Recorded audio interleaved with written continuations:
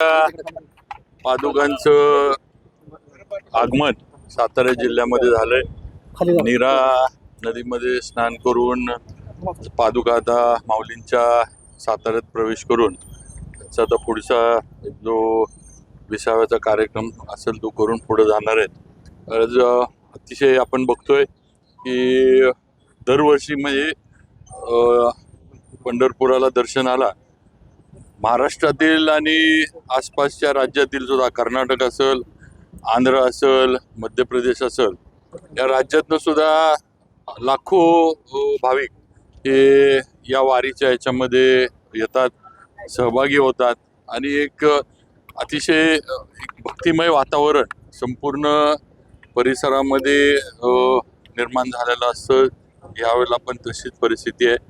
प्रशासनानं पण चोख सगळी जी काय लागणारी मदत आहे, बंदोबस्त आहे आणि आरोग्याची सेवा असेल, बाकीच्या सेवा असतील, ह्या सन्मान्य मुख्यमंत्री साहेब, उपमुख्यमंत्री आपले एकनाथ शिंदे साहेब, सुनेत्रा वहिनी, या सगळ्यांनी आणि जिल्ह्यातील पण आम्ही सर्व, मी असीन, जयकुमार गोरेभाऊ असतील, जे पालकमंत्री शंभूराजे आहेत, मकरंदाबा आहेत, जिल्हा परिषद आहे आपल्या प्रियाताई असतील, भैयाचे राजू भैया, सगळ्यांनी हे हा सगळा जो प्रवास आहे हा सुकर व्हावा। जी काही मदत आपल्याला प्रशासनाकडनं, जिल्हा परिषदकडनं करता येईल ही सगळी मदत देण्याचं आणि सगळं जे आहे सोयी सुविधा देण्याचं काम हे केलेलं आहे। आणि आताच माऊलींच्या पादुकांचं दर्शन या ठिकाणी घेण्यात आलं आणि हे सगळ्यांवरच आपल्यावर आशीर्वाद विठ्ठलाचा आहे, तो कायम राहावा। मला वाटतं आपल्या सर्वांच्या वतीनं विठ्ठलाला संपूर्ण महाराष्ट्रानं पावसासाठी साकडं घालावं। हे पाऊस हा आपल्याला जो याच्यामध्ये तर विठ्ठलानं आपल्याला पावसाच्या माध्यमातून शेतकऱ्याला आणि आपल्याला सगळ्यांना आशीर्वाद द्यावे, हीच पंढरपुराच्या विठ्ठलाच्या चरणी माझी प्रार्थना।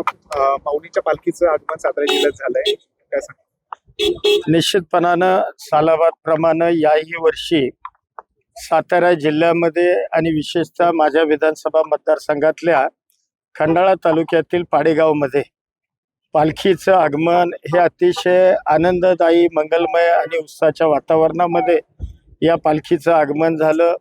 मी असेन, या जिल्ह्याचे पालकमंत्री शंभूराज देसाई असतील, आपल्या राज्याचे बांधकाम मंत्री शिवेंद्रराजे आणि अन्य या जिल्ह्यातील काही आमदार मंडळी, त्याचबरोबर लोकप्रतिनिधी आणि अधिकारी, आम्ही सगळ्यांनी माऊलींचं दर्शन घेतलं आणि अतिशय चांगल्या पद्धतीनं स्वागत आम्ही त्या ठिकाणी केलं आणि माऊलींच्या चरणी नतमस्तक होऊन ही प्रार्थना केली की यावर्षी संपूर्ण देशभर आणि विशेषतः आपल्या महाराष्ट्रभर पाऊस समाधानकारक पडू दे आणि जो हा बळीराजा आज कुठंतरी दुष्काळाच्या छायेमध्ये त्या ठिकाणी दिसतोय, पाऊस जर समाधानकारक झाला तर निश्चितपणानं जे सातत्यानं मग कधी अवकाळी असेल, कधी दुष्काळ असेल, कधी गारपीट असेल, यामुळं जे राज्यातल्या शेतकऱ्याचं अपरिमित हानी होते, नुकसान होतं, तर समाधानकारक पाऊस पडला तर निश्चितपणानं या राज्यातला शेतकरी हा सुखावेल आणि पर्यायानं जनता सुद्धा सुखावेल, अशा पद्धतीची प्रार्थना सुद्धा या निमित्तानं आम्ही केली। लोकशाही मराठी ऐका, पहा, जागरूक रहा।